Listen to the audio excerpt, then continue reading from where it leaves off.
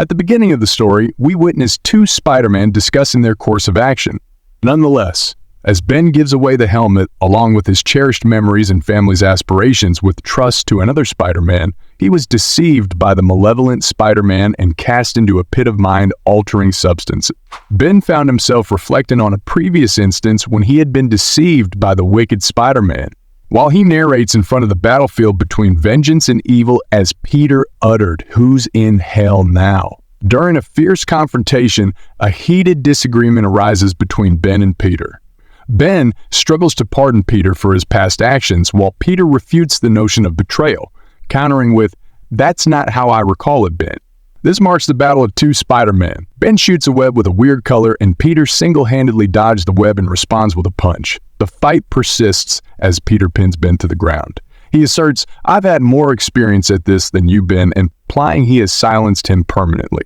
However, in a blink of an eye, a mysterious abilities enable Ben to swiftly shift the situation to his advantage, leaving the kneeling Peter Parker bewildered by the sudden turn of events. Without warning, Ben constructs a weapon using his web, intending to eliminate Peter once and for all, while remarking, "You may have a few tricks, but I've mastered new ones." Despite Peter's attempts to evade and halt the swing of an axe-like weapon, he remains outmatched by Ben, who is driven by a resolute desire for revenge. Nevertheless, Ben conjures yet another weapon in his right hand and delivers a forceful blow to Peter. Ben argues that he's more powerful than before and proclaiming Peter couldn't defeat him. But Peter still fights back the overpowered Ben with all his might. Ben uttered, "It's exactly why you'll lose," while striking a heavy punch.